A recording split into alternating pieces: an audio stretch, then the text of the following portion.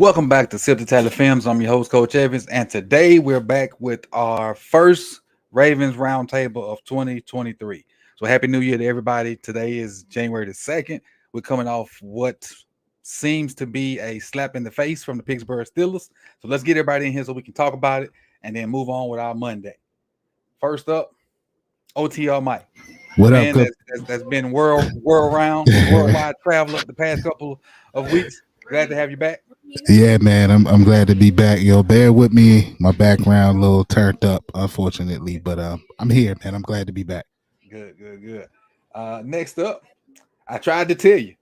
What's the purpose between that? I mean, behind that.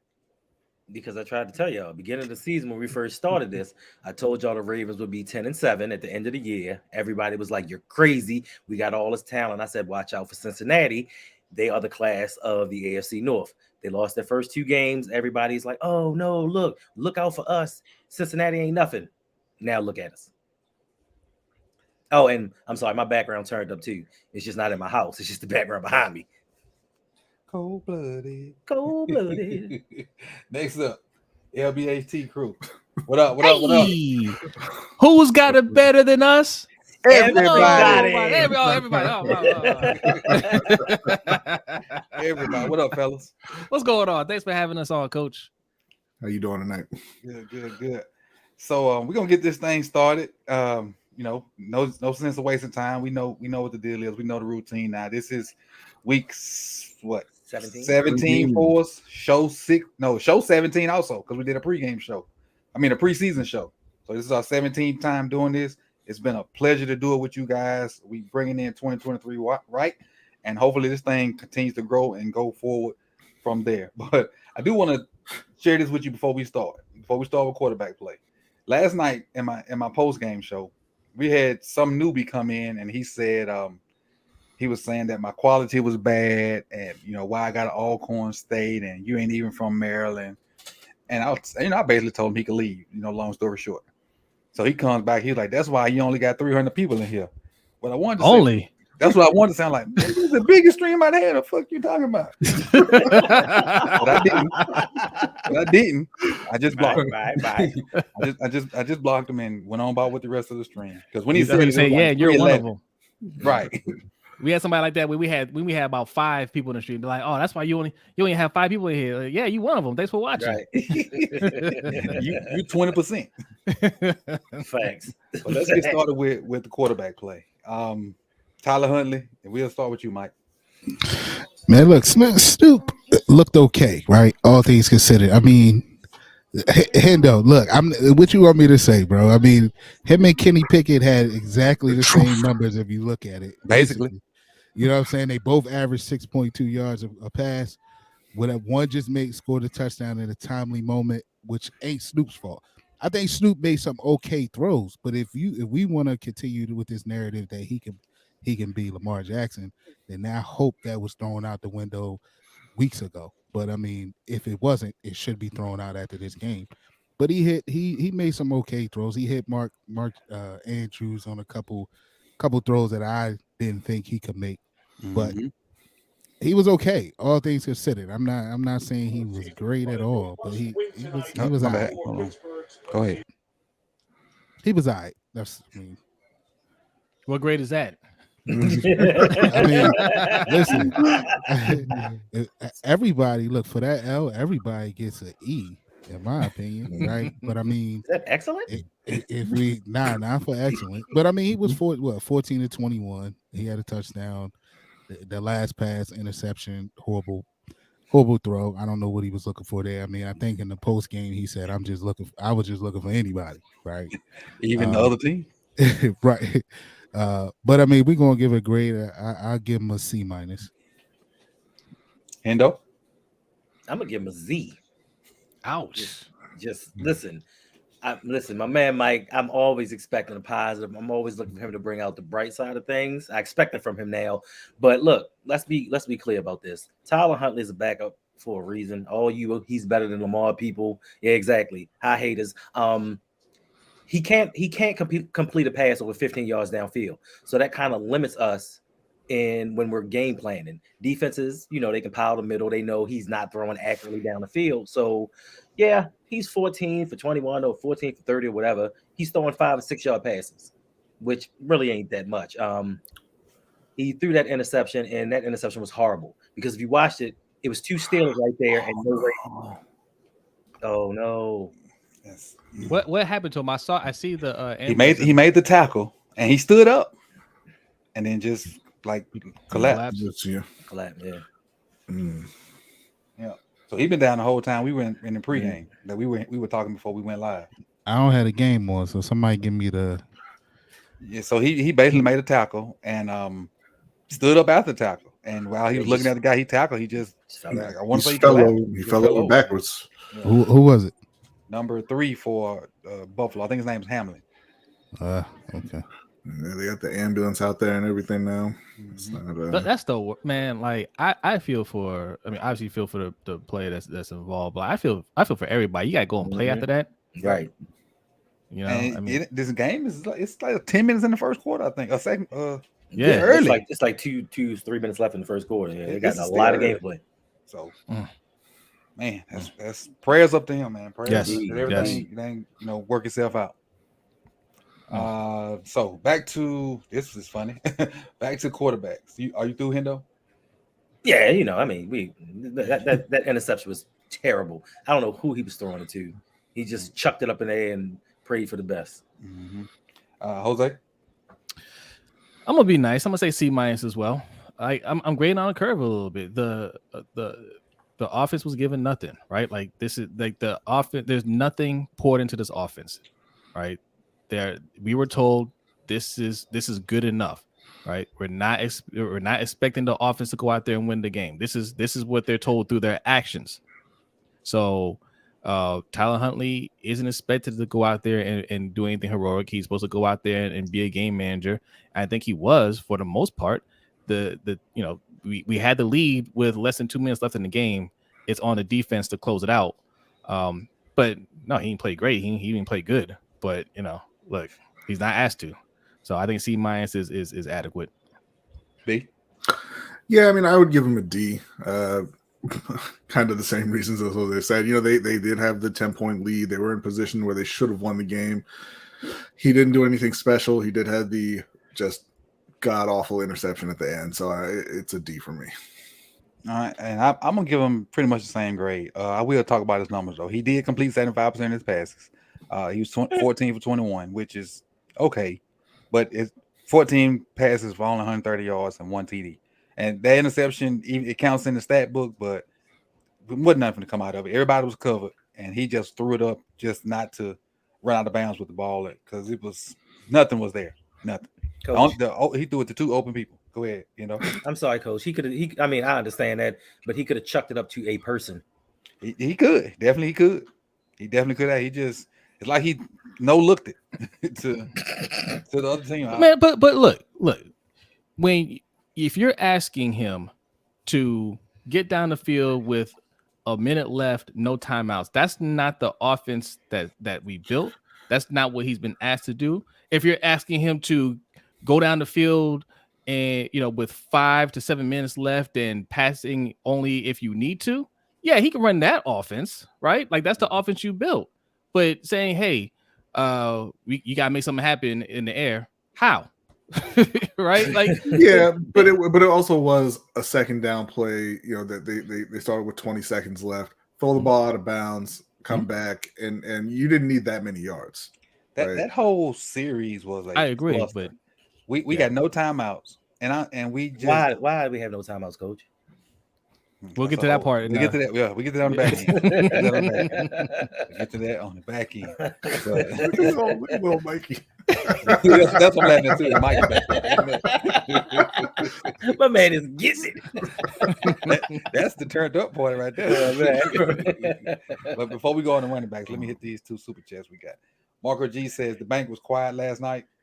Not your usual primetime crowd. Fans getting tired of what they're seeing. Plus no LJ. That's going to be life without Lamar. Exactly. If they don't pull a rabbit out of their hat and sign him, I mean, it probably won't be Huntley because I think if Lamar leaves, Huntley's going to be gone too. But it'll be a whole nother. The funny thing is, and I just thought of this when I said it. If Lamar leaves, Huntley's probably gonna leave. Giro definitely has to leave because he can't coordinate a regular offense. It has to be this. He has to have a running quarterback in order to be successful. So Anthony Brown season. Anthony's not a runner; he's a thrower. Yeah. So it may be him. Who knows? Abdul Sadiq says, "Appreciate the 5." He says, "No time clock awareness at all. Why throw the ball?" Exactly. That's what I was alluding to. And Abdul, we're gonna come back to that when we get to coaching, because you could see before the game, Snoop was asking what to do, and he was told to do that. But I digress. We'll keep it pushing. Let's go on to running back play. Start with you, B. I would give the running backs. I would say probably a B. That's on the strength of J.K. Dobbins, right? He had first game over 15 carries. He had, I believe, 93 yards. You could still see that he's struggling with the injury or the injured knee, but he's running hard. He's running well. Not sure. I'm kind of like John right now. I'm not sure why Gus wasn't out there more, getting more carries. So you trying to tell me you and Jerome Harbaugh have the same knowledge of why Gus? Well, yeah. I mean, he was like Andy Reid in that State Farm commercial, right? He said, "I'm gonna get to the bottom of this. I mean, I don't know. I'm gonna find out." But no, I thought that J.K. played pretty well, so I'd give him a B. Jeff, we already talked about it. We know what's going on. Yeah, we know what's going on. We know. Jose, same grade. B. Man, J.K. Dobbins is running. He's running so well. And he's not even 100%. Man, he might be the guy next year. Yep. I mean, at 100%. I mean, he's running great, and you can see the different levels of play from just putting any guy in there and having a guy that's on a different level. And I get it, they probably have on a pitch count, so only 17 carries. I understand it, but what's the excuse for Gus Edwards? Because when J.K. Dobbins is eating like that, that's when you need to give Gus the ball, right? He does that follow up, and it's just hard to stop. Yep. And I mean, it's through no fault of their own they're getting a B. They should be an A. It should be an A every week, but it's through no fault of their own they're not getting enough carries. There should be no game ever that Gus Edwards has 3 attempts for 2 yards. Nope. Ever. Even play both of them at the same time. Since we're not going to throw the ball, that's obvious. Play both of them at the same time, which they did for 1 or 2 plays last night. So, it is what it is. Hendo? Yeah, I give him a B+. JK's out here doing his thing. He's running hard. Like B said, he got more than 15 carries for once, and he looked good. As always, we go away from what's working. I will never, and this took me back to the Titans playoff game. Why is Gus getting 3 carries? You know what I mean? They know he's a rhythm type running back. He gets a couple of hits, he gets going. You put JK in a cut, we bring in the bruiser, switch it up, and it might be a different game. But I mean, they can only go with the opportunities they would give him. So I give him a B+. All right, before I come to you, Mike, what I then in the chat box, I can't listen to it because that stuff will get demonetized. But if they say anything significant about what happened, just put it in the chat box. And this is like when the Bills players were out there praying. To me, that's the time when you put aside what team you're on. Right. You're not the Bills. You're not the Bengals. Everybody on the field level should have been in the middle in that prayer. In the black jerseys and the white jerseys, it doesn't matter. Everybody should have been there to pray for that young man. And Bengals may have did something on their own, but to me, that's what I see. That's when you come together as human beings and pray, try to uplift and give them whatever you can in spirit and whatnot. From what I saw, the Bengals players were talking to the Bills players. They were there. Yeah. Yeah, they were there with him, especially Joe Burrow. Yeah, gotcha. Mike? Yeah, I'm with everybody. I think JK looked good. I mean, it's a shame that Gus had 2 more carries than my man Andy. We found him, Isabella. That's terrible, right? There's no excuse for that. Both teams, you know the Spider-Man meme when there's 3 Spider-Men and they point to each other. Both teams was basically playing the same game plan. Yep. One had 2 running backs that was killing. We decided to stick with one and then go away from the other for some reason, right? Neither team could stop the run, but we didn't go. We I don't know. G-Ro got in his head. He put. Look, I guess we'll get to that when we get to coaching. But yeah, man, I give him a B plus. JK is playing his heart out there. Man, I hope he fully recovers from this knee injury. As B said, you can still see a little giddy up in his run there. But yeah, I give him a B plus. Me, I get on the strength of JK, like you said, I give him a B. I can't really fault Gus for. I mean, you need carries to get going, and he only had 3, and they were sporadic 3. It wasn't 3 in a row. It was one here, one there. So I'm gonna give him a B as a whole. My grade for the other guys probably gonna go down a little bit, well, a lot bit, but for JK to have 93 yards with 75 people in the box, if I was grading individually, he'd have an A plus. Because they knew we were gonna run the ball. I was calling out plays, so I know they were calling the plays out. For him to get 93 yards on that is crazy. And a couple times he got hit the backfield. That lets me know that knee is somewhat healthy because he was able to get out of that, spin out of it, power out of it, and then go from there. I got a question. Do you think his injury going off the field? Do you think his injury don't even. Do you think it forced him to kind of slow it down just a little bit, be more patient, and that could be contributing a little bit to his success, like just seeing the whole a little bit better? Because I know for a lot of young running backs, that's like their biggest issue is just like not being patient enough, not waiting for gaps to open. I think because he has to be slow, it helped his vision. And then once he get back up to speed with his physical traits, I think, like you said, or whoever said, he's gonna be that guy when all of it comes back. Yeah. It looks like I don't know. Are they gonna play the game or I don't? I think they said they suspended. I think they said they suspended the game. Okay. That's probably the right thing to do. Yeah. Especially not knowing what's going on. Yeah.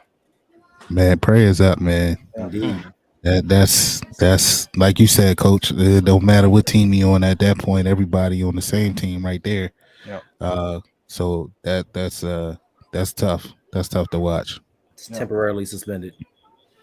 So is that like another day or what? I'm pretty sure that they'll probably give him like a half hour, 45 minutes, maybe. I don't know. Oh, okay. Because my thing is then how you can't do it any other way because they're going to need enough time to play next week's game.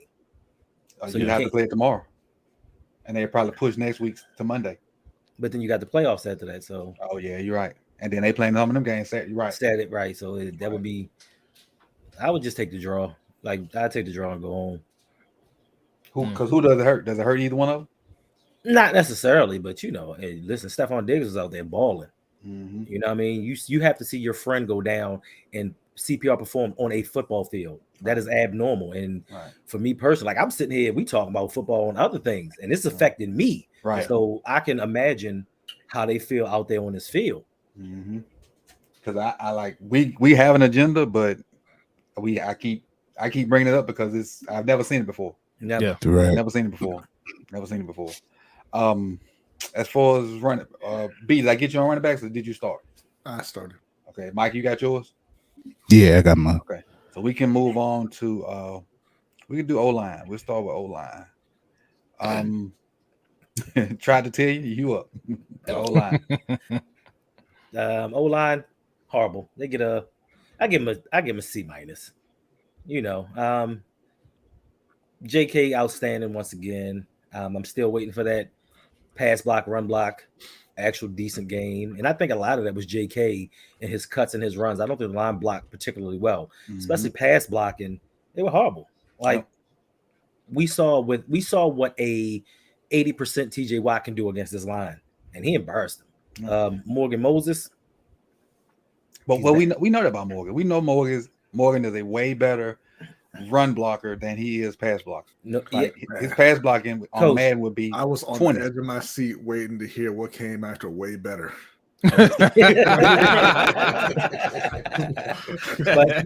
but no, Coach. Aside from this week, the last 5 to 6 weeks, All I've been hearing and seeing on Twitter, Morgan Moses, this dude, his pass blocking, his overall grade, he's this, he's that. No, he's not.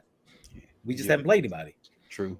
And then I gave him some props too, but the props I gave him in the video had nothing to do with pass blocking.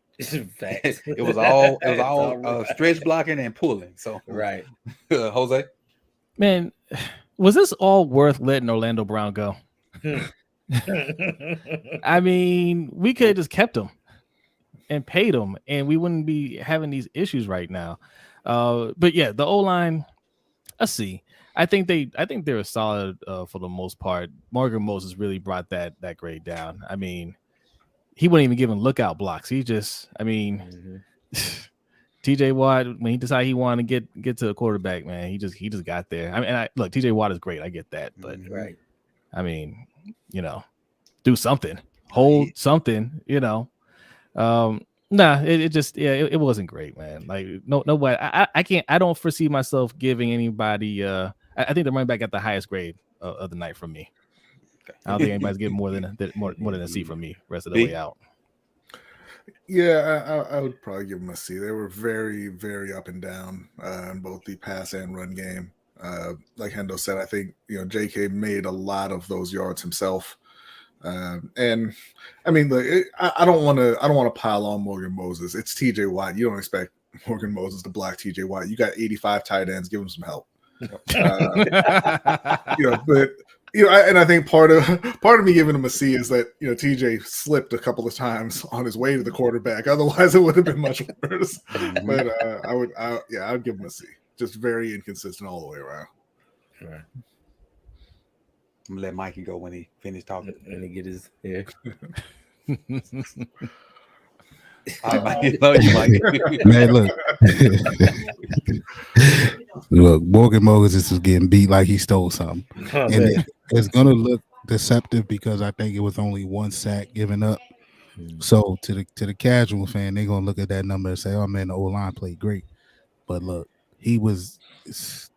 I mean, it was an easy night for Watt over there. Like he was doing what he wanted to over there. So, I mean, I guess I'll stick with the trend, man. I'll give him a C minus ish, just because I don't know, I think they made a couple mistakes down the stretch, if I'm not mistaken. I think Linderbaum and was it Powers or somebody had a Linderbaum had a couple penalties. A penalty or two that down the stretch that hurt. So yeah, I'll go with the trend. C minus.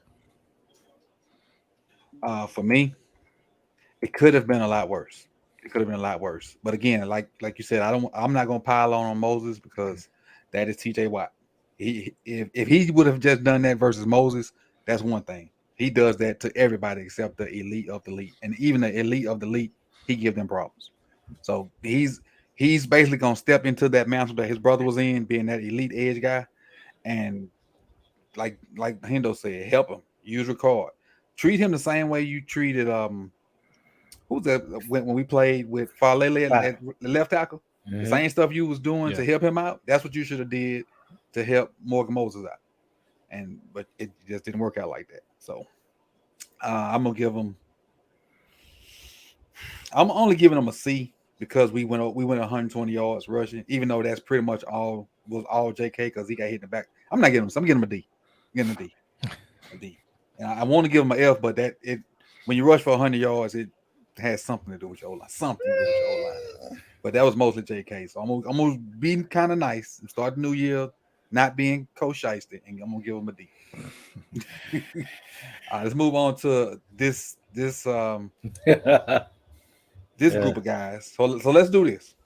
Let's talk about let's separate them this time. Okay. Let's talk about the tight ends first. That ain't fair, but okay. Because if we don't separate them, we still gonna be talking about one group. They had 2 catches yesterday. Okay, all right, let's separate them then. So let's talk about the tight ends first. Mark was 9 for 9 with I think right at 100 yards. Right at 100. Yes. Right at 100 yards. So he finally got back into the groove of what he would normally do, and likely had a touchdown. So I'll give that group. I haven't noticed what they did blocking wise yet, but I'll give that group a B because Mark produced and got a touchdown out of the group, and I just give him a B.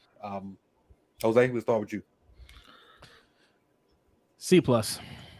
I mean, look, that's great. You know, Mark Andrews call his passes got 100 yards, but you know you're supposed to be top 2, not 2. I need a little bit more than that. That was It was a quiet. Yeah. Well, yeah. Yes. But look, I mean, I still have expectations for Mark Andrews. He's clearly not Travis Kelce, but he's still a very good tight end. I need a little bit more than that. Like, we need you to be an impactful player. And obviously he didn't play bad. He played well, but it's just, I mean, I didn't see you step over anybody, you know. You know, Isaiah Likely, you know, good touchdown pass. I'm always happy for Isaiah Likely, but they weren't impactful. I can't give them any high grade. C plus. All right, B. I would give him a B. You know, Mark caught all of his targets for the first time probably in his life. Isaiah got the touchdown. He also had a drop and got, I believe, dropped for a loss on the screen, which, I mean, wasn't really 100% on him, but yeah, I mean, like Jose was saying, you know, it's very clear at this point that Mark Andrews and like Travis Kelce and George Kittle and Darren Waller and those guys are in different categories. Mark he's a very good tight end. He's not a playmaker. You know, he's not a game changer. You know, Travis Kelce wins games with 30 yards. He had 30 yards and 4 touchdowns. Yeah, 4 touchdowns along with 28 yards. He had 28 yards. And Mark, you know, he got 100 yards. And I don't want to say you didn't notice it, but it wasn't, like Jose said, it wasn't impactful. He's just taking what's there for him and not making anything happen. So for me, he's going to get a B. Mike? Yeah, I'm with B. I'll give him a B. I mean, they had 12 of the 14 catches yesterday, so somebody had to do some work, right? So put it in that perspective, they held it down for whatever semblance of offense we had in the passing game. So I'll give him a B. Mark Andrews looked good, but man, I think we got away with that one when they saying he gave himself up. And he kind of got him. Yeah, because he was not giving himself up. He was going to the ground with the catch, and he thought he got up immediately. Yeah, and he kind of, I think he just kind of had a brain fart and just kind of, you know, figured they wasn't playing college ball, college rules or whatever. Because he got up and clearly dropped that rock. But I disagree though with that one. You think I think he was getting up to give the ball to the ref so they can hear him re-spot it. Yeah, that's what I think. I think because the guy knocked it out of his hand. I think that was his plan to give it to the ref, but it was awful quick, right? From him. Yeah, he didn't actually give himself up. Yeah, he didn't. It might have been his intentions, but it was quick. But I mean, it doesn't matter. Tyler handled that a couple plays later. Yeah, but you know, but other than that, Mark, he showed up. And you know, you gotta give that man credit for his positivity. Hunter talks about my positivity, but if you listen to his comments after the game, he is not giving up on this team, and he feels they are still a dangerous team. So he gets paid by the team, bro. This man says Snoop is a superstar and a franchise quarterback. He said he would start for 31 other franchises. Mark Andrews said that last night. I mean 31, not 35. I'm sorry. What else is he gonna say? Over Mahomes? You say most other teams. You just don't say nothing. That's true. You say he might be able to start for a few other teams. Right, not 31. I'd say the same thing if I was in our locker room. I big up everybody. Yeah, because your chick gonna be big up. You're right. You ain't got the lie, Craig. You ain't got the lie. Yeah, I'd be lying. Clearly, I'd be lying. But Let's see. Hendo, you the last one, I think. Okay. I give him a B. Like we said, Mark Andrews, he caught everything thrown his way.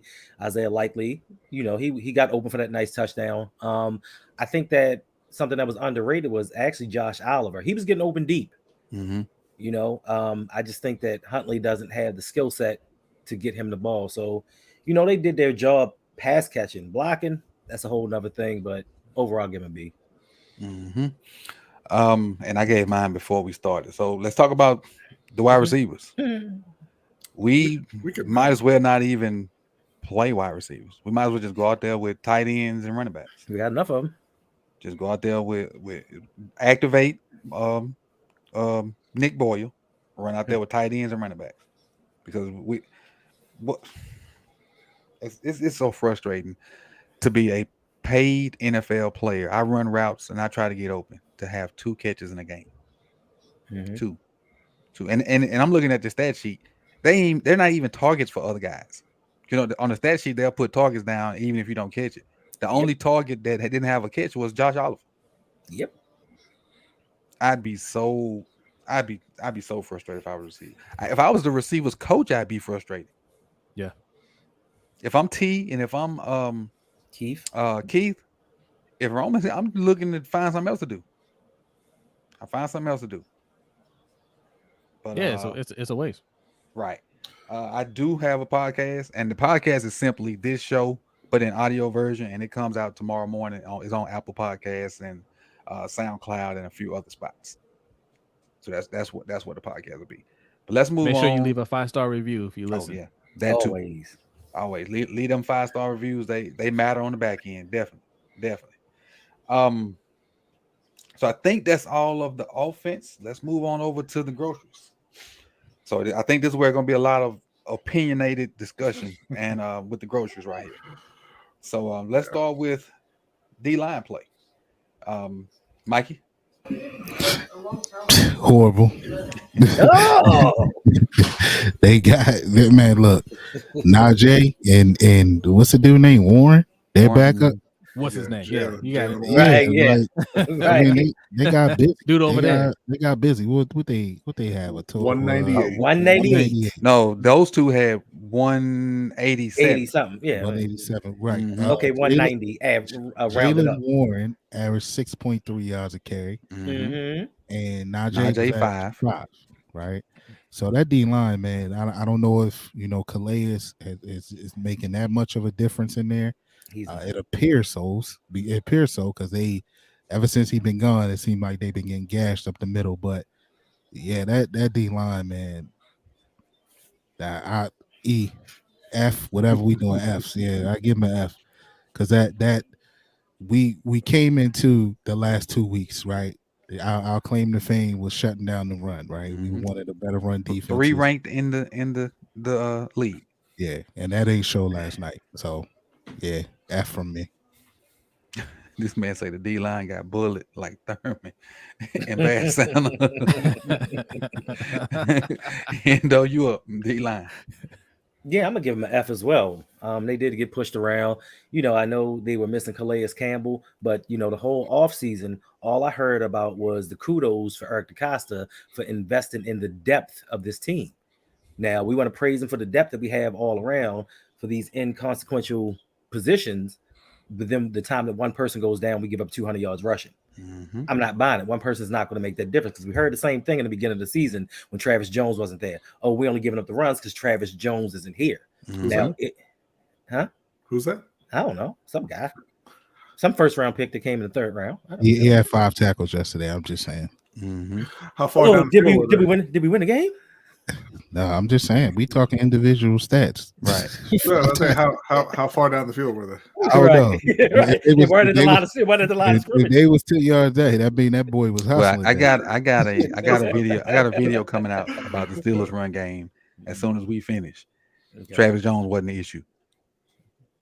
He wasn't the solution either. He wasn't the solution. Right. Issue. He wasn't. And what I'm looking for now is trying to see how many snaps Nichols played.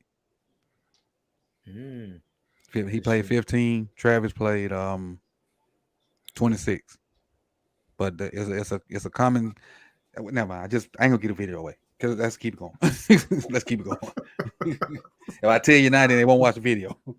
This is true. But I give Matabike credit. He plays hard. He got a sack. But other than that, they still get an F. They didn't do their job against a team that played our game better than we did. What? Right. We knew that we knew that they weren't going to throw the ball around the field, especially with Pickens running the show. We knew they were going to run, and we couldn't stop the run, just like it was the reverse of the last game. So they didn't do their job. Zay? I would say D-, right? Like they don't get all the blame for this. I saw a lot of jet sweeps, runs to the outside, and I didn't see those linebackers out there making tackles either. So I can't put it all on them. Shout out to Matabike for getting the sack, and I mean they got pressure. There were some. They were kind of up and down for a minute. Like, they would have a couple plays. Like, okay, good. They're getting some pressure. It didn't look all bad, but it was just mad inconsistent. And then towards the end, of course, like it seems like every game, I give DLG, go get a heart. oh yeah, I forgot. Shout out to Brent Urban. He played hard too. Yeah. So it wasn't all bad, but look, my problem with this defense, which is why you can't build a team on defense, is when we actually need them to step up in the end, they it's like very little resistance every time, right? So I mean, yeah, D- is being. I think that's very fair. All right, B. I mean, I heard they were tired though, so I mean, let's be fair. The D-line gets an F. Like Kendall said, Matabike got himself a sack. That's great. I believe. I don't know. Was it Urban or was it Washington that got the bad pass? Was it Urban? Mm-hmm. Yeah. So that's cool. 2 out of the 70 plays. No, Washington had one too. Gave up 198. Oh, 3. Nice. So he gave up 198 yards on the ground. You couldn't get to Kenny Pickett at all night. Like even they got to him. They got to him. They couldn't finish. Well, that's what I mean when I say got to him. Like because where I'm from, we don't like recycle Justin Houston's where I'm from, so it's not a common thing that you get your hands on the quarterback and don't sack him. But yeah, there were multiple cases of that where they got into the backfield and just couldn't bring down Kenny Pickett, who was apparently an athletic god. It wasn't pretty. It wasn't pretty at all. Najee Harris and the Steelers have struggled running the ball all season long, and they were blowing Baltimore off the line from the very first possession. Yeah, so went through us like hot knife through hot. I mean, hot knife through butter. It was. I get a D-line. Where it through B? Yeah, I give a D-line an F also. If not for the few plays Urban made with the tips and tackles in the backfield and blowing a couple plays up, they'd have like a Z. But let's move on to the linebackers. We'll start with the outside guys. That would be for people that don't know, that would be JPP, Owe, Houston, Bowser, and I think that's it. I think that's 4 that played on the edge. I think that's what we got. Start with you, B. We'll come back to you with the outside linebacker. Gonna be an F again. Common theme around these parts. They were very inconsistent getting pressure, and when they did get through, they didn't finish the job. Particularly, it sticks in my head now because of Big Reg. I don't know if he's in here, but he said that if JPP had another couple fingers, maybe he could have wrapped up on Kenny Pickett on that last play that turned into a touchdown. Oh, that's cold-blooded. It's awful. Every week he will not get off of JPP. But it happened with Justin Houston as well. And you just can't have that. You cannot have guys getting into the backfield and not making plays, missing tackles. And it happened with, it wasn't just them. It happened with Kyle Hamilton as well. So, but his F is coming later. So, foreshadowing. Jose? I mean, it has to be an F. Look, the wide receivers, they had 2 catches, right? At least they registered a catch. My man Tyus Bowser had 0 tackles. 0. Right. You couldn't hit one person out there. I mean, we saw them. Line came into my head from the Players Club. Did you at least pinch them? JPP registered a sack, man. He should have had probably 2 more. I saw Justin Houston just miss out on 500K 3 times last night because listen. I know he's a rich man at this point, but 500K, I promise you, I'm getting that sack. Yep. Okay, I promise you. By any means. They were awful, and I mean, look, it's too late in the season to say, hey, it's just a bad game, and they'll turn it around. Like they need to be, on their A game at this point, and it's just completely unacceptable how this whole defense is played. But I think this is the worst. I think this is the worst. You know, like you invested so much in this this unit. You know, you got Ojabo who's not playing. You got Owe who's not doing all. I mean, he what do you have? 17 snaps. You know, Right. something low, like nothing big at all. And look, man, you got two old guys that were relying to get the job done, and yeah, they can't quite do it like they used to. It's rough. It's rough. Hendo. Yeah, I mean, what are you talking about here? They get an F. Oh, they go Big Reg. There you go. You talked him up. It was a Big You Reg. talked Big Reg up. They get an F minus. I mean, listen, a multitude of those plays, and the game's over. You know, we get the sacks. Justin Houston, this has been the problem. I love Justin Houston. He hustles for us. He plays hard when he has the energy. But this has been a problem since he's been a Raven. Either he gets in on a sack and he causes a penalty on himself, or the guys just slip out of his grasp. Mm-hmm. Like he could have been past 100 sacks, but it's just those times it just doesn't happen. And the rest of those guys, Owe got some pressures. He had like 4 tackles. You know, pressure's not a real stat, but I guess I had to give him credit for that. But they get an F. Like they could have been a turning point in this game. They get a couple of those sacks, game's over. Especially JPP. If he'd got that last one, they possibly don't get the go-ahead touchdown. We win the game. They have just been underwhelming at the biggest moments of the game. Yeah. Mike? Put some respect on Owe's name, Hendo. He had a TFL, 4 tackles, quarterback hit. Come on, man. Put some respect on that man's name. Respect. We celebrate mediocrity. You got it. Hey, what I will say is Miss Yolanda adequately summed up Owe's play last night on Hendo's show. Adequately. You know what she say? She said a lot. That she just defended Owe. Talked about his that effort. he was standing up. And Mike is out here just trying to get a Yolanda appearance on open mic. On mic right now. Oh, okay. Is that true, Mike? You didn't call him a lie. He said he doesn't respond to slander. Mike does not respond to slander. Look, man. Anyway, outside linebackers, trash. Garbage. You know what I mean? It's just setting the edge didn't look that great. We weren't just. I mean, we kind of came down on the D lineman, but I mean, they ran a lot of stretch outside plays, man, and they were beating us to that outside. I could see one play with Warren, and I'm like, who is this guy running? And he's beating us to the outside. So they just overall, man, like I said at the beginning of the show, it just wasn't a good effort. So I'm not gonna give him an F. I'm gonna give him an E minus. What the E stand for? Because right at the F. Yeah, right at the F. Execution. You might can or make lack up thereof. you might can make up for that E, maybe. Okay. Me, I'm gonna stay with the trend, man. F. I'm just gonna say it was a communication error. They obviously had a plan to do one thing to the run, and it wasn't communicated to the second level, and it was messed up.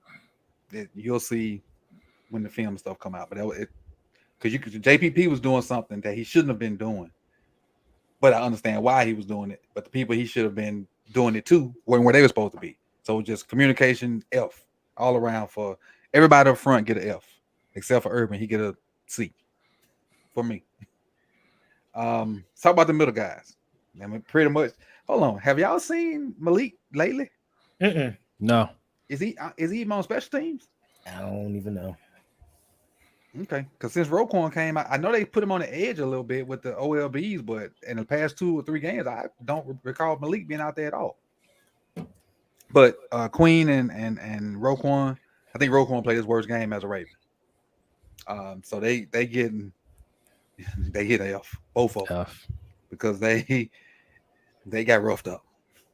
They got roughed up There big time. go Big Red. Big Red strikes again. Let's see what Red said. Jason Dinky Paul.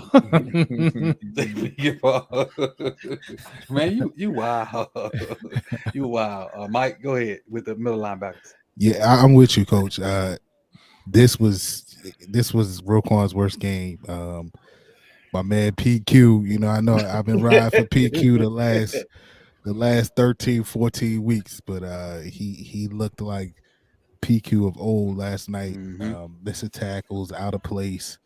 Roquan too, man. It was weird to see. I don't know if Pittsburgh did anything different. Showed him a different look. I don't know what was going on, but both of them seemed out of place. By far their worst game. I'm gonna get them dudes a C-, bro. I mean, they of course they hold the defense down for us, but like, yeah, they ain't look like themselves. They didn't look like the quote unquote best linebacking duo in the league right there last night. So yeah, I'm gonna give them a C-. You get an F. Listen, Roquan was all over the field. But by far, like you said, his worst game is a Raven. Patrick Queen, we knew it was happening. We knew it was coming. We knew what was coming. Hendo been waiting that he could. I have not been waiting for this, but we knew it was going to happen. We knew he was going to revert back to his original form. How we knew that? He saw him overrun that one tackle, and he was like, "Got him." No, coach. Listen, sometimes when you get electronics and you upgrade the software, it reverts back to factory settings, and that's what happened with Patrick Queen. Like, he's out of place. He missed some tackles. Like, listen, I don't know if he was scared to tackle Najee, but hey, he wasn't it for this game. For this game, I'm not saying going forward that's how he's going to be, but listen, like Jose said, some of those runs were to the outside, and you can't put that all on the D line. Those linebackers just, they just got whiffed. So, and part of that, you'll see my explanation in video why they got to the outside. Some of them, because I'm just from glancing over it, there were two main runs called. For us, it was counter. For them, it was inside zone. They executed their inside zone. We didn't execute our counter, other than JK being Superman out there. Jose. F, man. F. Look, we hold this defensive unit, especially the linebackers, to a higher standard, and they didn't do anything out there. And Roquan gave up the game-winning touchdown, I believe. Right? So, I mean, this is what you're built for. You have a 4-point lead, less than 2 minutes left in the game. All you have to do is not let them score a touchdown. The offense did their job. For as bad as we're talking about the offense, they did their job. You have the lead. You're supposed to hold it. You can't give up the game-winning touchdown to Kenny Pickett. Like, it's Kenny Pickett. Right. You know what I'm saying? Like, we're not asking you, like you're not doing anything special out there. Like, hold them out of the end zone. You should be able to do that. I mean, we're getting ready to pay you. Well, they want to. I don't think he's going to stay, but they're getting ready to. They're going to try to pay him a lot of money. Right. You have to make those kind of plays. So anything less than that, man, it's just unsatisfactory, man. I got to give him an F. And Patrick Queen, I mean, whatever. If Roquan fails, Patrick Queen's going to fail. That's just how it's going to go. Right. B. Yeah, it's an F for the reasons that you all have said already. Roquan didn't play well. He gave up the game-winning touchdown, and I said on Hendo's show or in the chat that Patrick Queen had 6 tackles, and that's why I didn't see one of them. I didn't see it at all. I had to ask to see the game. I rewatched the game and I saw him. He was in on a gang tackle, and the only other play that I really noticed him was when he overran, I believe it was Jalen Warren on a pass over the middle, and Roquan had to come and clean that up. But it's definitely an F. It's just not good enough. And this was in a case where the defense was playing really well, and then they just wore down, and Pittsburgh started moving the ball. Pittsburgh was moving the ball pretty much at will all night long. They had some mistakes on their end that prevented them from scoring more points. They had a penalty on their first drive, and then just a lazy call on the fade to George Pickens. you know, and then they on the next drive they missed their field goal, and you know it wasn't a Baltimore defense is shutting you down, and then we just kind of we got worn out. They just didn't play that well all night long. And to Jose's point, you're playing an offense that's just not very good. But on the last drive, Kenny Pickett made a handful of 2 or 3 great plays, and that was the difference in the game. That last play, obviously, it was man. When you're playing man coverage, what don't you do? When you got to cover a guy and it's man to man, what don't you do? Just look in the backfield. This is true. Yeah. And if you look at Roquan, not the entire play, but the back end of that play, he's eyeballing Kenny Pickett, and Najee just goes behind his head. Now, he covers him initially, but when Pickett starts to scramble, when the scramble, you're supposed to plaster. I didn't see him the peek, QB. yeah, but I saw Najee get way past him. Yeah, because he was looking at Kenny Pickett. Yeah, he was checking Kenny Pickett. So because he knew he had to clean up Patrick Queen's play in case he missed it. slander, unwarranted. and JPP's missed tackle. Facts, man. Why you ain't say that? Why you got to throw Queen out there? I had forgot about that. I'm sorry. That's his guy. He forgot about the thing that happened on the play because he was focused on Patrick Queen. Yeah, I was trying to see if he was in the game. Got it. For me, I already gave mine for them. Let's go to DBs. So, let's start with you, Rodney. I'm inclined to give them a little bit of a higher grade than the other defensive units, just because they only gave up, it was like 150 yards passing. But then I thought to myself, this is they all stand together, right? And when Pittsburgh really needed to make some plays through the air, they were able to make those plays to their receivers. So it's still going to be an F. And like I said, with Kyle Hamilton as well, he along with Justin Houston and JPP, he got into the backfield a couple times and wasn't able to make the play. Even in the play where he hit Kenny Pickett, that ball hit the receiver in the hands and they just dropped it. So they were a step slow everywhere on the field. Jose?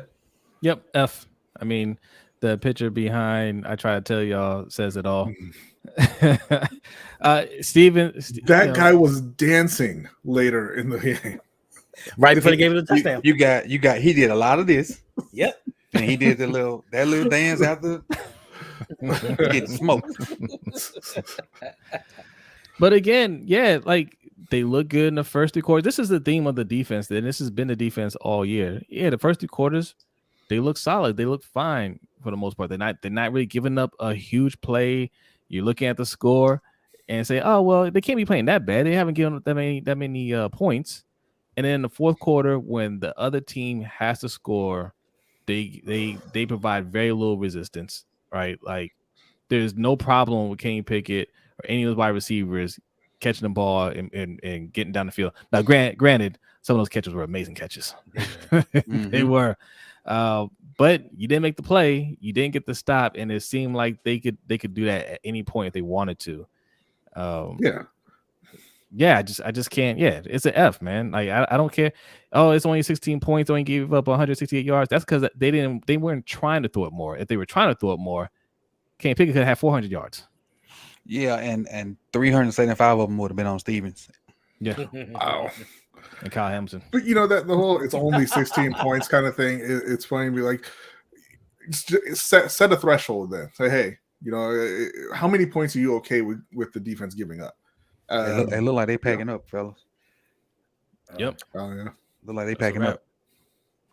Good.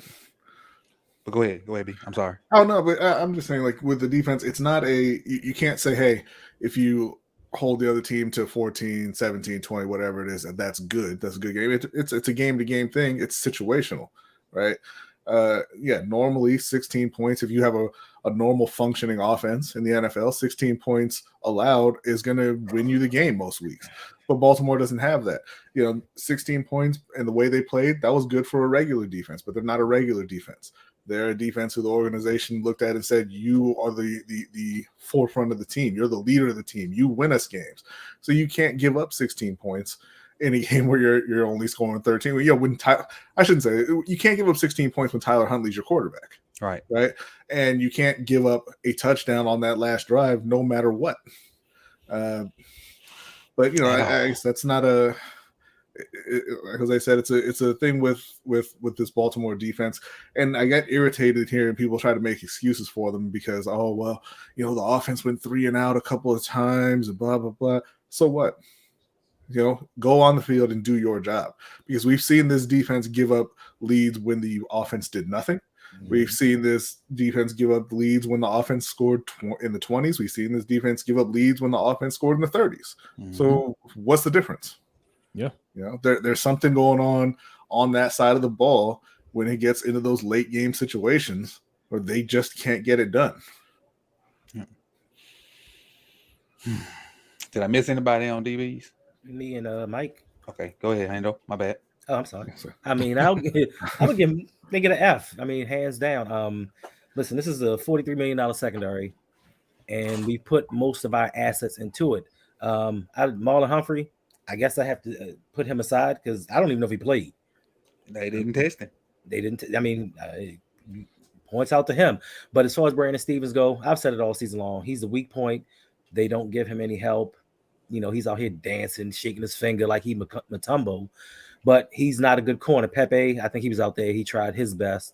Kyle Hamilton, unless Kyle Hamilton's guarding the third string tight end, he ain't doing nothing. Waste of a pick. I see people in the chat talking about, I can't put this on the defense. Why can't you?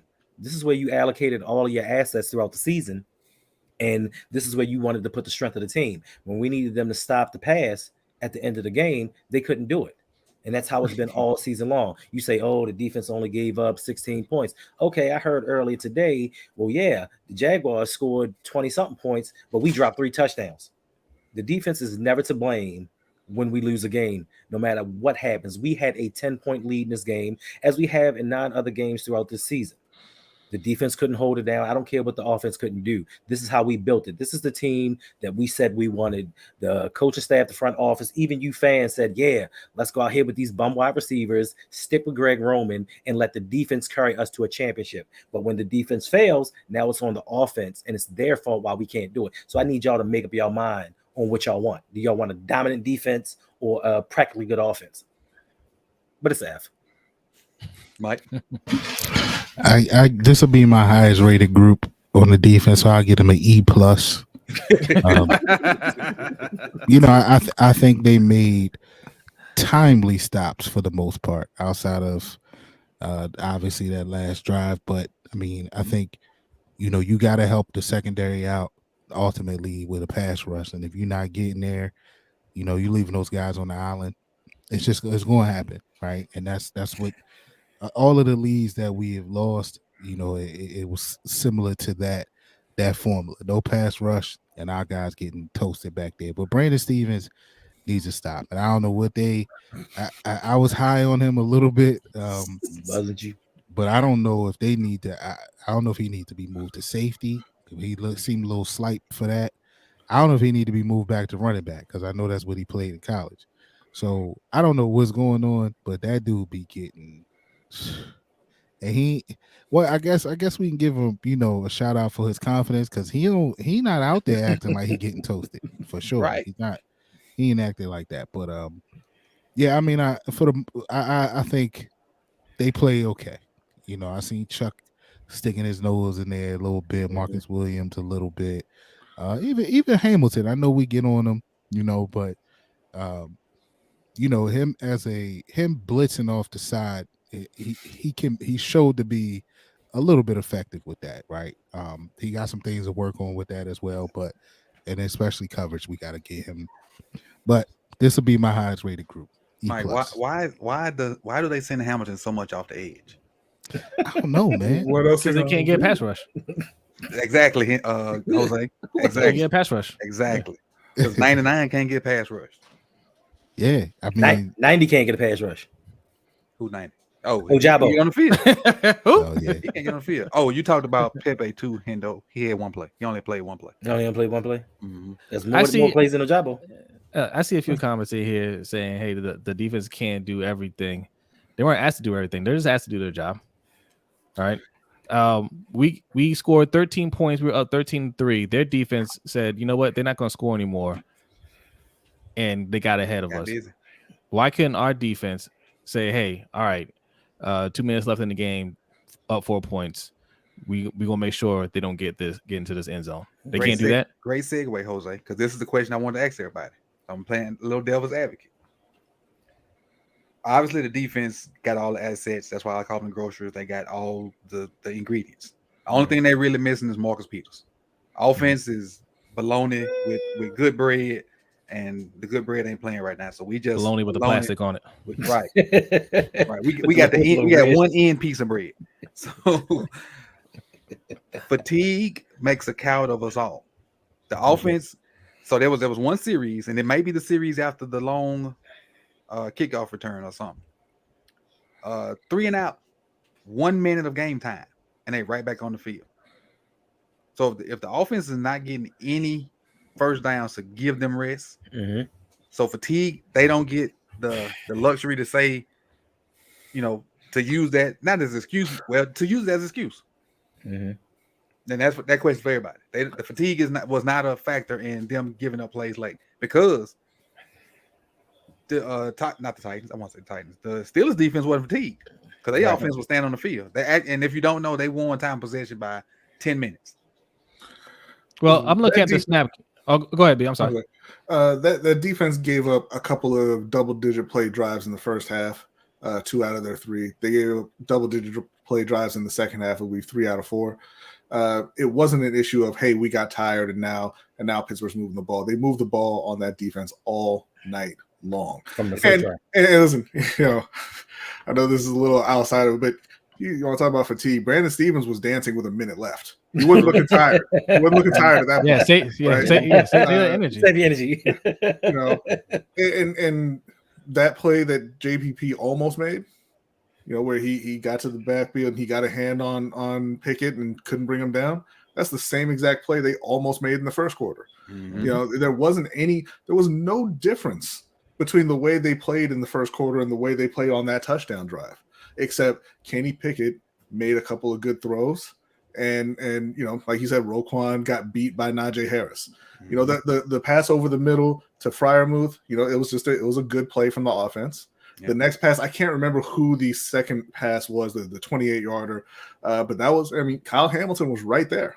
That was right over Kyle Hamilton's hand. It's not like, he got beat badly because he was so tired. He was right there. He just didn't make the play. I can't stand the fatigue thing. And I see the comments, equal blame. It can't be equal blame if the offense and the defense are not equally equipped. Right. You can't tell me that you expect Oweh and Houston and JPP and Bowser and Humphrey and Hamilton and Marcus Williams and Roquan and Patrick Queen. You expect the exact same performance out of them as you do your backup quarterback, DeMarcus Robinson, Tylan Wallace and James Prochet. That's nonsense. That's complete nonsense. This is Baltimore's the only fan base where you would hear something like that. And I know that it's just because the Ravens love defense, because that's not what we heard when the offense put up 32 or whatever it was against Miami. We didn't hear equal blame. We heard, you should have made that play at the end. You missed Andrews or whoever it was on the touchdown. We would have won the game. We didn't hear that it was equal blame against Jacksonville. It was you dropped some passes early on. Yeah, but they scored 27 points. Why can't you stop Jacksonville? Right? Mm-hmm. It's not equal blame any other time. It's only equal blame when the defense doesn't do their job. So, anybody else want to elaborate on that? Yeah, look, I'm looking at the snap count here, right? This a couple of names that stick out here. You got Tyus Bowser with 57% of the snaps, okay? 40 snaps you got. JPP, 56% of the snaps. Justin Houston, 49%. Oweh, 44%. Yeah. Brent Urban, 43. Malik Harrison actually got 1 snap. Okay, he got 1 snap. So were they tired? And Bowser got 44% of the snaps, and that's with no tackles, no tackles. So what was he tired from? You know, I mean, I just threw it out there because that's, you know, it does play a factor, but I don't think that was the case this time. That does play a factor sometimes, especially being out there with when it happens, especially if your offense can't move the ball. And I think it's more so mental than physically tired. I think it's mentally tired because you go sit down and you have to get right back up. And so you're like, God damn, I just sat down. And you probably physically not tired, but mentally you like, what is going on? I'll tell you this to wasn't no that shootout. point though. But to your point, I bet that offense is real goddamn tired of them blowing leads every single week. How about that? About them literally never showing up when they actually need them to make a stop. I bet they're real tired of that. We get you double-digit leads and you blow it. And to your point, coach, listen, okay, you have mental fatigue, but we're in week 17. By now, the defense should be used to this offense not doing much. Secondly, they started the game. That first drive, Pittsburgh went down the field. Yep. The first drives were they tied then. And once again, no, definitely not then. And once again, you all have credited EDC with this depth that we built as this team. How can they be tied when we have so much depth? When we put so many people and we bring so many assets in to back up the backups, how can they be tied if we're rotating properly? You know, we're just blowing leads, and we know that we put everything that we have into this defense and they're underperforming. So now we have to make excuses. Now we have to do as we've been taught to do since inception of the Ravens, minus the first 3 or 4 years, to blame the offense. It's always been the offense's fault, and it's just a reoccurring thing. It's mental with us as fans.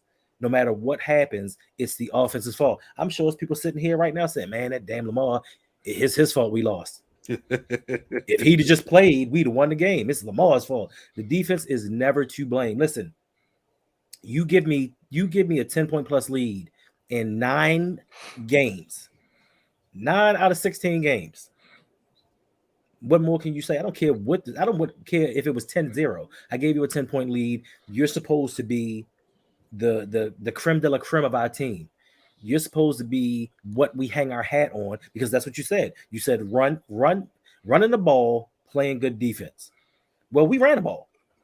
You know, it wasn't much, but we ran the ball. Now it's up to them to hold up their end of the bargain, and they can't do it. Now, whether it be scheme, personnel, or whatever, we're not doing what we need to do. And the part that's going to frustrate me a little bit more is going into the offseason and into the draft, we're going to go more defense.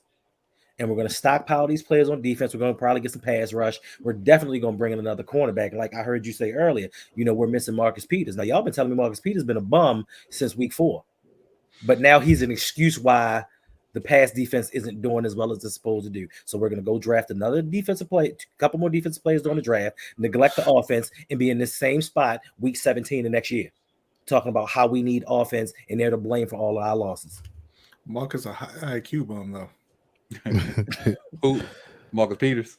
Yeah, I think Peters, and I've been mad with Peters because of his effort, but when I look back on it, I think it's because he wasn't healthy. He's still hurt. Not healthy. I think he was playing hurt and trying to make sure he didn't do anything to get even more hurt. I almost said hurt her. He won't get another chance to play for Baltimore when healthy. But to your point, though, Coach, I do think fatigue, of course, plays a factor, right? But then there's a thing, right, called money time, right? Mm-hmm. And that was money time, right? Of course, any time in the game, you getting right back on the field. Of course, you're tired, right? You can see it. But during money time, that's when it's mind over matter at that point. That's so we ain't got time.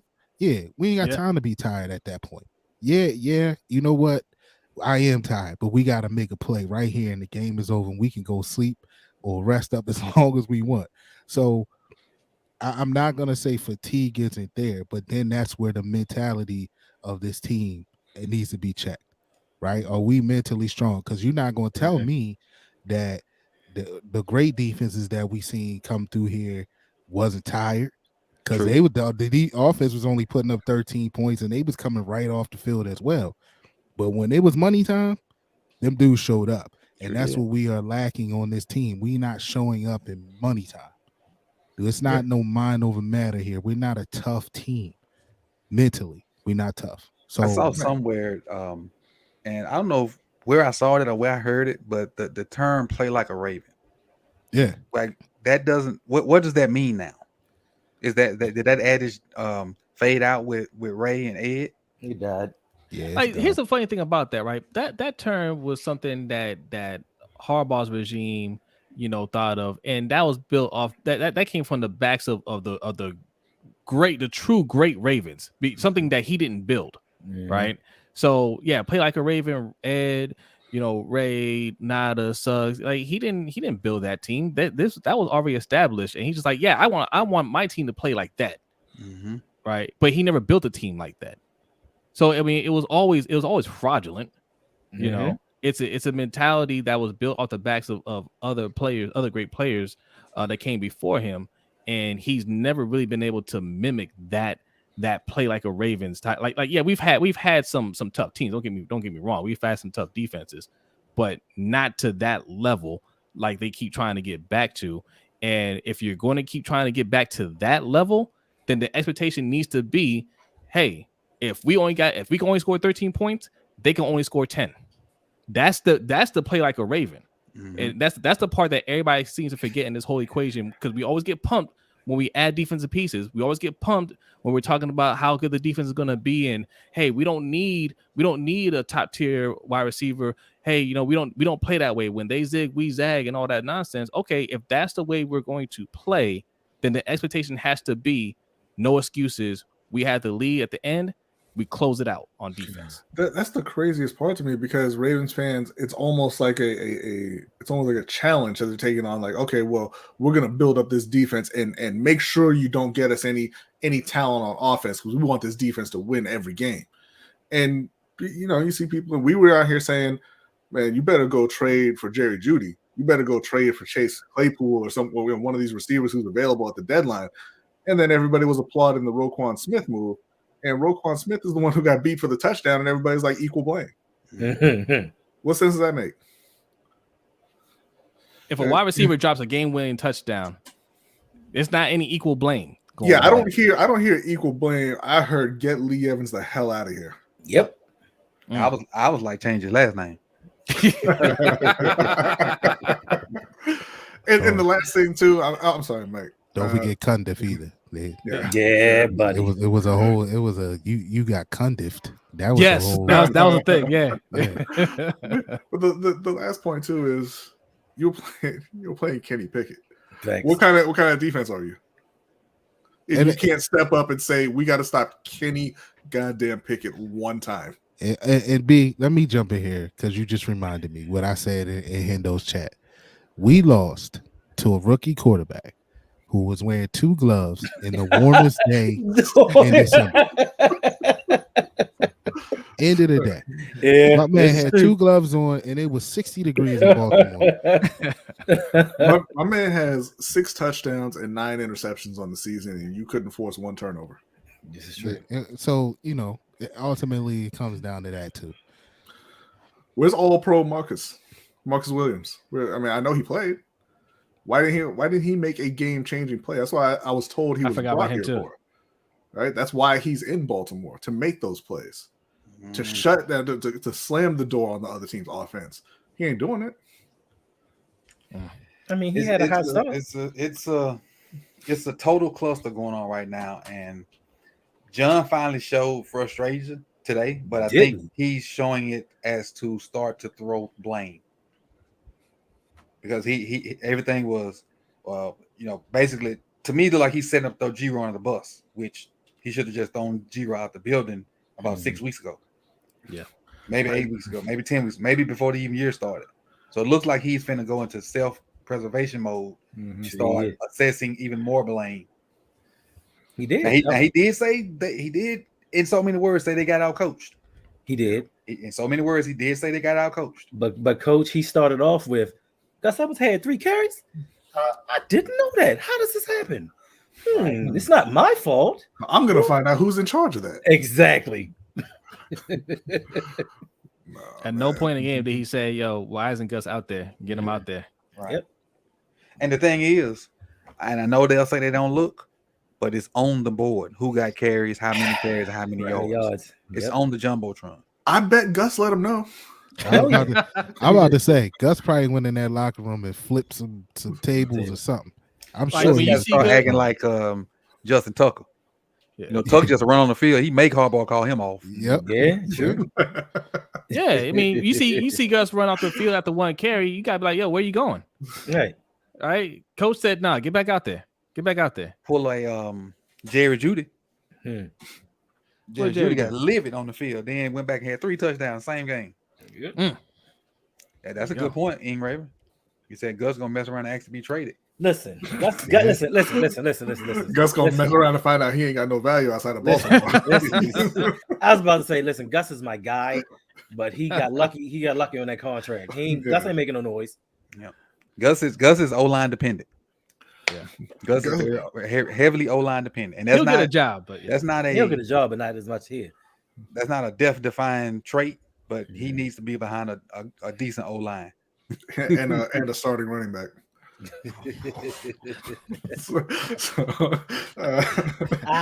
Bang bang. All right, let's move on to the Z group coaching. I'm gonna give them a Greek alphabet, Delta or something. They don't deserve a regular alphabet, Right. Let's all agree that they're not even close to passing. right? They turned in the syllabus and nothing else. They ain't even write their damn name on the page. Oh man. So anybody want to elaborate, or we just gonna leave it at F because they've been ahead of F for most of the year anyway.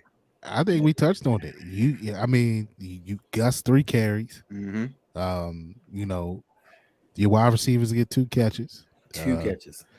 I think we touched on the coaching staff.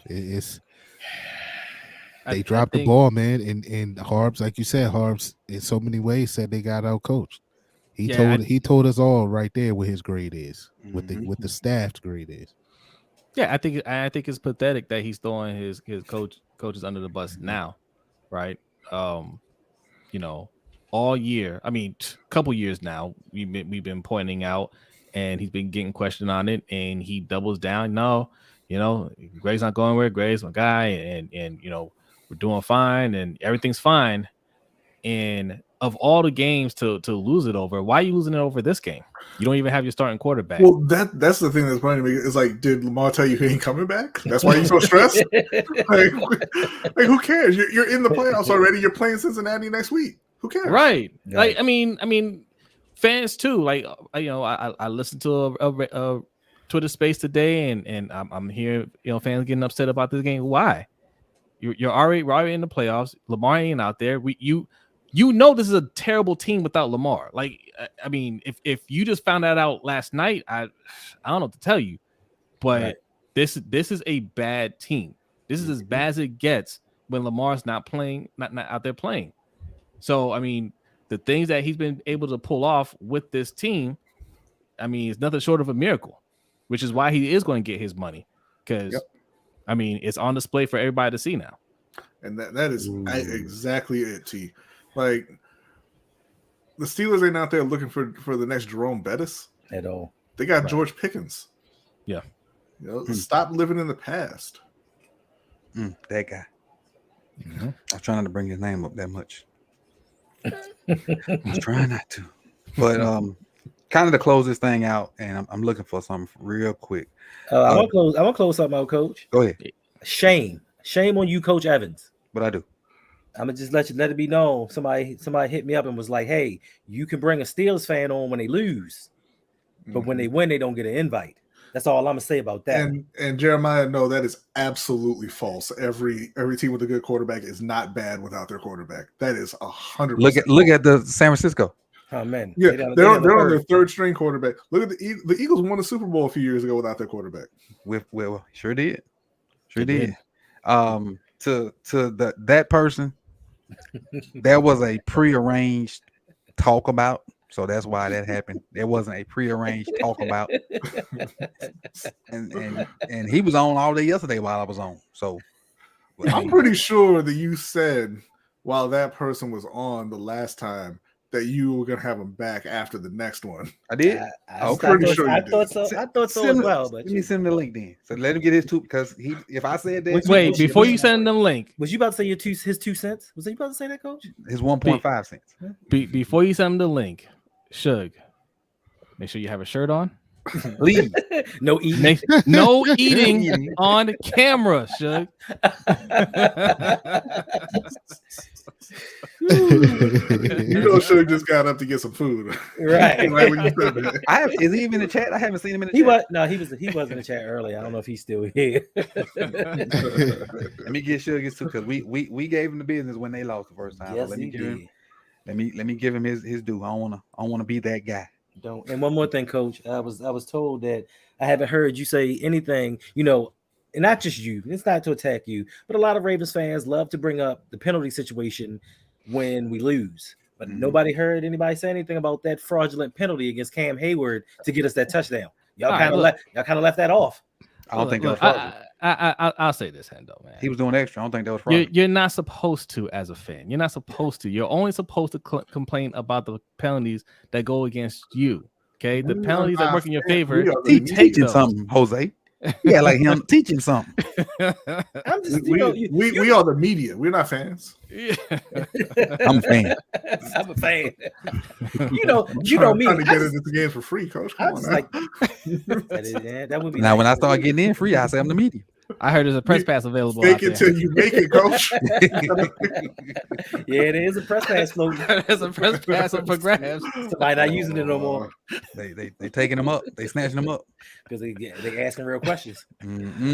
That's by the way, EDC gets an F. Definitely. I ain't forget about EDC. I would never forget about EDC. And shout out to Marcus. Shout out to Cordell Woodland, man. Yes, he out there asking the real questions, and then the big media, they playing his question, but they not giving him his props or saying who said the question. So shout out to Cordell Woodland, man. He's a real one we got that's left asking real questions out there. Like you still have your access. Right. When we see him put out a YouTube channel, you know what happened. You know what happened. Okay, so Suge's in the waiting room, and I'm putting T-Mon just asked for everybody else's YouTube. So that's what I'm typing that in the description as we speak. So I'm gonna let y'all start with Suge while I type that up, and then I'll kind of jump in. So welcome to the Ravens RoundTable. I ain't dealing with you. Suge. It's Sugarton. Oh, he got on the jersey today. He got a shirt on too. Nice. I was told you had to dress for the occasion. I had a shirt on. Hey, congratulations, and Bronny was absolutely right. As soon as you said that, I got up and put the jersey on. Right when he said the picture's getting up, I was absolutely getting up and put a shirt on. Look, I'm not even gonna come in here and gloat or anything. It really, honestly, right now the play that happened on Monday night is really, really sad, and I hope the best for that person. We all love football. We're all football fans, but when it comes to something like that, that's bigger than the game. So I hope thoughts and prayers are with him and his family, and I'm glad they stopped the game for now. Whether they continue to play it tomorrow or next week, we'll see what happens. But to be honest with you, I'm not going to come in here and gloat. My only thing yesterday was I had to watch the game with Hendo, and when that penalty happened, I literally wanted to just quit the stream. I was like pissed because Hendo started busting my balls, and I was just like, oh man, I'm done. I'm irritated because he was like, well, how are y'all going to come back? And I was just irritated. But we stuck it out. And I tweeted it out earlier today. I said, Mitch made 3 bad passes, and Kenny was able to make 3 passes that, like Ronnie said, did not, barely. Hamilton missed that Sims pass by a hair. The Roquan pass, even though Roquan was peeking in the back, like Coach said, he was there. It was just a really good pass. I mean, Kenny just let him. And there's rumors. I don't know if it's true. I watched a little bit of film. Maybe Coach, if you see it, on that last drive, Kenny said he couldn't hear what they were saying, and those 3 plays he called himself. He couldn't hear his coaches. Yeah, like he couldn't hear Canada. So those 3 plays he called himself, and they were over 20+ yards. Look That's at why that. y'all look so good. The That's why y'all look so legend good. of Kenny Pickett begins. And that's what It began with the fake slide. It just And continues. the disrespect by Bronny about Mittens. I can't. What believe disrespect? Bronny. I've Disrespect always Mittens. been a Don't fan of disrespect Kenny. him. Oh yes, I bet you sure have. That was Mike disrespecting him. Oh, I mean, my number one disrespecting my. Look, all I'm saying, Mike might slip to number 2 right now. Keep going. He called him Kenny Two Gloves. all I'm saying is My we lost to goodness. a man with 2 gloves on in the warmest day in the winter. Like that's just like we can't let that happen in Baltimore. That's just not. We ain't used to that. For sure. I mean, let's be honest. You being a Steeler fan, but Hendo said this: when you were going to Baltimore, you knew it was going to be a fight. You knew it was going to be a tough game. But Big Ben would always walk in there, and he did lose some games in Baltimore. But you knew last 2 minutes of the quarter, he could win that game. And I told Hendo last night, I said, if Kenny wants to be that guy, the next one to be next after Ben, then this is what he needed to do. He needed to leave that drive against Baltimore again. And again, I know you guys are really going after the defense and things like that. They were just a fingertip away, most of the time. Oh, That sounds like a no, I'm talking It about is. Hamilton. It's Big Reg. We're It Big should Red. be Red. Big Red. You ever seen him in the Shout same out place to at Big the Red. same That's my time? homie, Big Red. Big But Hey, I got a yeah, question, Shug. Sure, what's up? So, look, you're 8-8 right now, right? Yeah. I think, I never believed Tomlin was going to have a losing season. right. Tomlin I don't care how bad it gets. I've seen this man start out the season like what were they 0-5 one year, 0-6, Something like that. Something like and he finished 8-8. We were 2-6 this year. We were You were 2-6. Yeah, 3-8. I've seen them come back from worse. I just didn't believe they're going to have a losing season. So I think they're going to win next week. Now, Big Red's got to be stopped. Yes, he did. Shout out to Big Red. but how do you feel about the chances of making the playoffs? They need to win, and then I think the Bills play the Patriots. They need to beat the Patriots, and then I think they need the Dolphins to lose. Yeah, Miami to lose, and Tua's which is out. possible. Yeah, Tua's out. We don't know what's going on with we don't know what's going on with Bridgewater, so it's a good possibility. Do I want us in the playoffs? Hold on, Sure. Brent, we've been waiting on you. You weren't here yesterday, but you won December's giveaway. Nice. So I need you to on Twitter or whatever social you have, I need you to DM me so I can get you your prize out. You missed yesterday when I announced it, and it was in the pinned comments for the game broadcast. But Brent, you won December's giveaway through the loyalty points with how we do with the points and whatnot. So email me your some kind of address or whatever I can get you your gift. Go ahead, shoot. Yeah. Shout out to Brent. Congratulations. Do I want us in the playoffs? I don't know. I don't think any team we run into. I know a lot of people are saying, "Well, we're scary now." I don't believe that. I would feel it'd be the same as like last year when we walked into KC.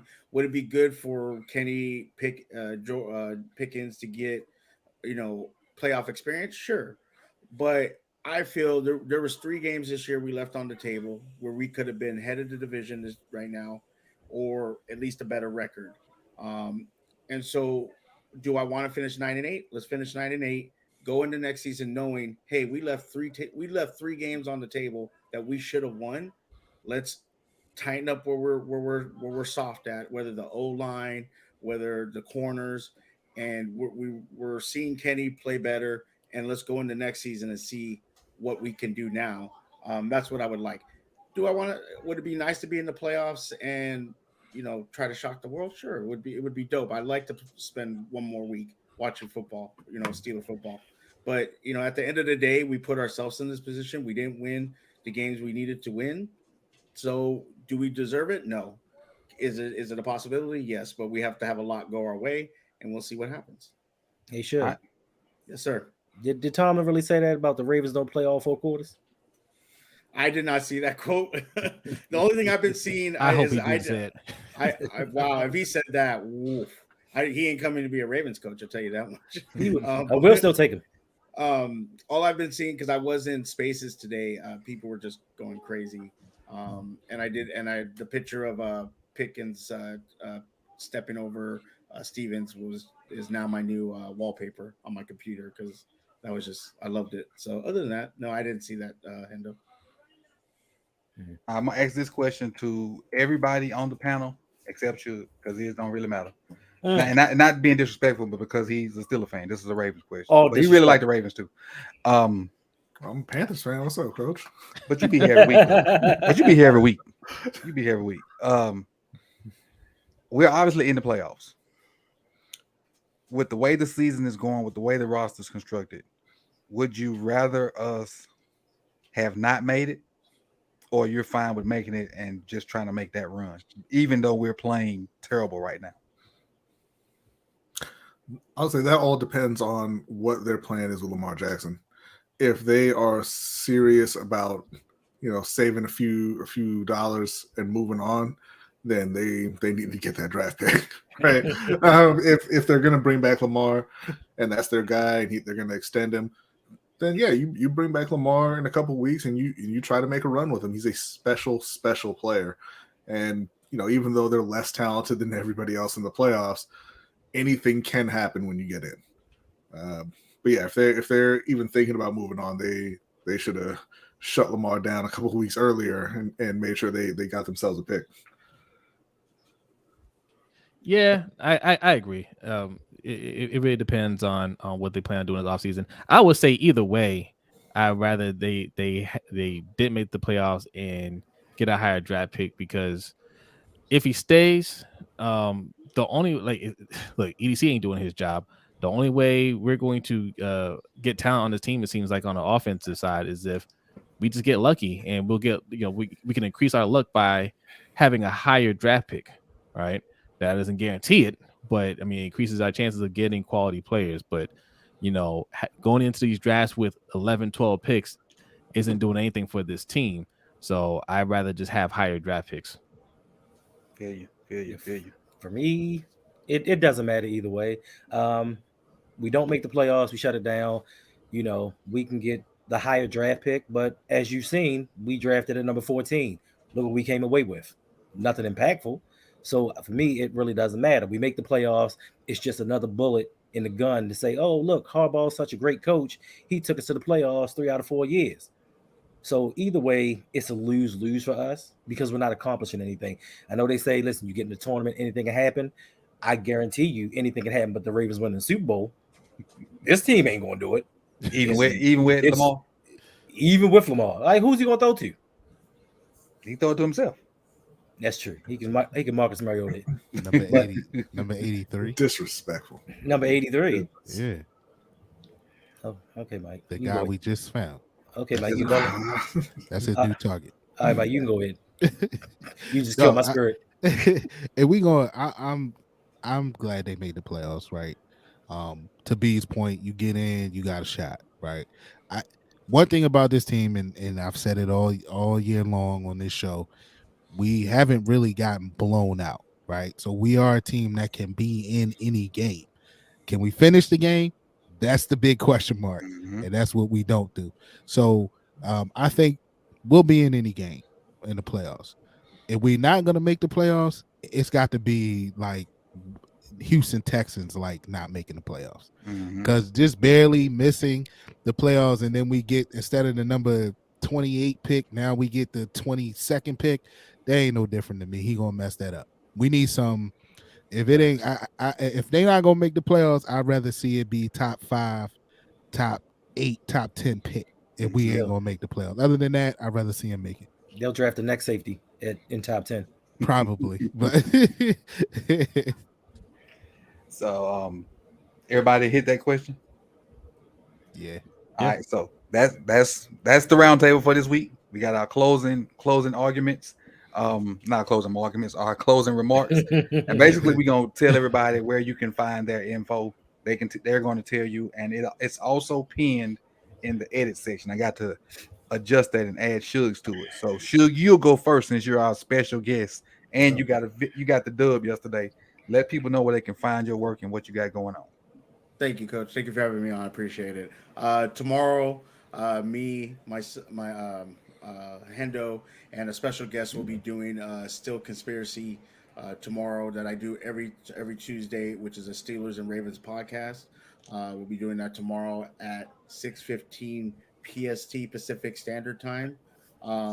So that'll be on my channel, and then on Fridays I do Late Night with Suge Knight, also on my YouTube channel, where I just have guests come on, we hang out and talk about different things.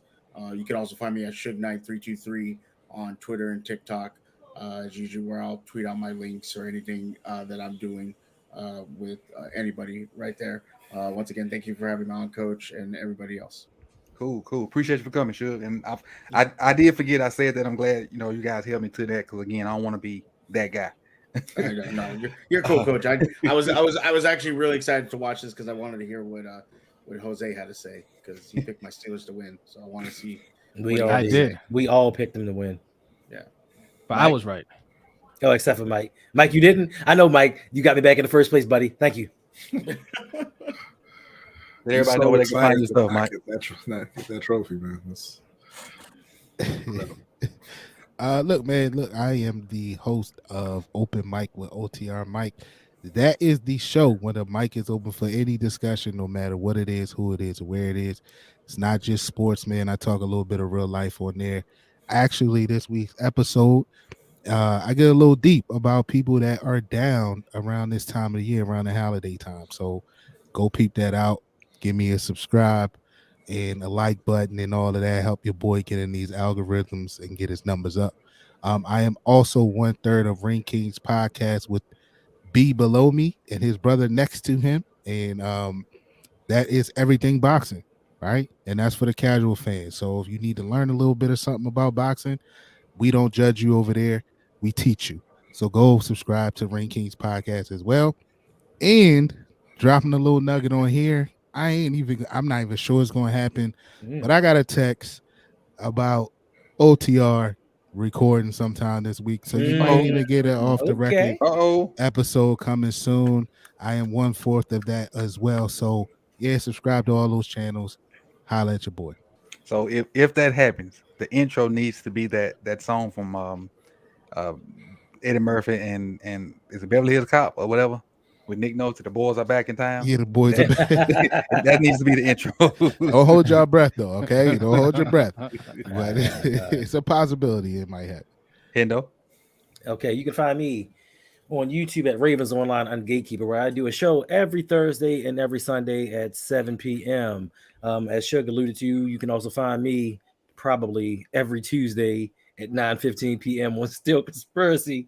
Going forward, you can also find me every Friday at noon with my man, Mr. Galloway, on Electric Relaxation with Mr. Galloway, talking all things hip-hop, mostly old school hip-hop, and whomever else requests me to be on his stream.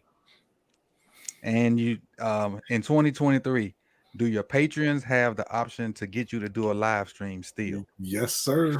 Oh, yeah, listen. So, yeah, my patrons, you just missed out. You can request any video that you want, but the live stream is done. You can also find me on the audio side of things, Ravens Online on Gatekeeper, wherever you find your audio podcast. Just like you can find the rest of these fellas, make sure you give us the 5 stars to help us move up. Appreciate it. Before we go to LBHT, we got a missing brother today that couldn't make it today. Chris from the Deep Cover Podcast. Chris, just joking, he's 1/3 of the Deep Cover Podcast with Michael Crawford and Carrie Stevens. So make sure you check those guys out. They the Deep Cover Podcast is pinned in the not the comments, in the description also. Chris wasn't here today. Should filled in nicely for him, but that's the guy, he's normally the 6th guy. He just wasn't able to make it today. So I don't want to forget about him and let him know we're thinking about him with whatever he got going on right now. Indeed. And lastly, Jose and B. Yeah, shout out to Chris, man. But yes, we are the Lunch Break Hot Take. We do a live show every Wednesday night at 7:15 p.m. Eastern Time, the LBHT show, where we talk mainly Ravens and Panthers, but we sprinkle in some other sports in there as well. And as the season winds down for the NFL, we'll ramp up in the NBA. We do some UFC as well when there's major events going on. So make sure you give us a follow. Also, you can follow us on Twitter, Instagram, Facebook, and TikTok at LBHT Show. And like Mikey mentioned before, the 3 of us, Mikey, B, and myself, are host of Ring Kings podcast. Yes, we do a show every week. We try to give you an episode every Monday-ish, but also we do live streams for major events for that as well. And you can follow And do us you have on. a major event coming up? Yes, Tank Davis is fighting this Saturday, fighting Hector Garcia. That card is stacked. So, you know, if you're just getting into boxing, you want to see some of the rising stars, a few of them will be on that card. You have Jerron Boots Ennis that's going to be on the undercard. You had Demetrius Boo Boo on Andrade. You got Speedy Rashidi Ellis. So there's a lot of talent on that card. So make sure you check that out. Or if you don't check it out, you want, you know, just kind of know what happened afterwards, subscribe. We'll fill you in. We'll be covering that. Okay. And Twitter, Instagram, and TikTok at Ring Kings Pod is where you can follow us. You good, B? I mean, I guess I was mentioned the NFL did put out a statement a little while ago that Damar Hamlin is in critical condition. You know, and then that's really all they said. If you're not a prayerful person, but you kind of feel moved to do something, Damar did. Every year he sets up a toy drive for kids. It's on GoFundMe. I just retweeted it from the LBHT show account. Their goal was 2,500. You know, up tonight they've gone over 400,000. But if you want to contribute there, that's on our Twitter. Just retweeted it. Okay. Indeed. Now I'll make sure I go retweet it when we finish here. Everybody that, for me, you know, you can find me here at Set the Tally Films. On Twitter, I'm Coach Evans 9. On Instagram and TikTok, I'm Set the Tally. And I also have a second channel that's dedicated to the other 31 teams, and that's more Set the Tally. I appreciate if you guys follow all those accounts, for not just me, for everybody on the panel, including Chris and the Deep Cover Podcast. Again, prayers up for Mr. Hamlin. Prayers for him and his family. I don't know what to say other than to pray. That's all we can do. If you're not a prayerful person, I don't mean to step on your toes, but because I am, and that's all we can do. It's bothering me, and I don't even know the guy. Just to see that and to feel, because I mean, I'm human. We all human, and so you never want to see anything like that, and much less be the family of that happening. So that's where we at with it, and again, we knew what happened, and we just didn't want to constantly talk about it. We talked about it when it started, and we just had to get through it, and we got through it. So for those of you that are still here, it's 133 of you still here. As soon as we conclude my video about Najee Harris dicing us up, we'll be live on YouTube. So I would appreciate if you guys go check that out. It's going to be a premiere, so premiere has like a 2-minute countdown, and then we'll go from there. So that's where we're at, man. I appreciate everybody for coming through. I appreciate all the super chats. I appreciate all the interaction in the comments. I really appreciate let me make sure I say this name right, for updating as much as they did. TM for updating us as much as they did on what was going on, because obviously we can't have the sound going on with us being a show because YouTube will cut us off. But on that note, man, love your loved ones as much as you can while you got them. And pray for that man and his family, and if you want to donate to the thing that B just talked about, please do so. I'm gonna go retweet that, and we're out, man. Thank you. We'll see y'all soon. Peace.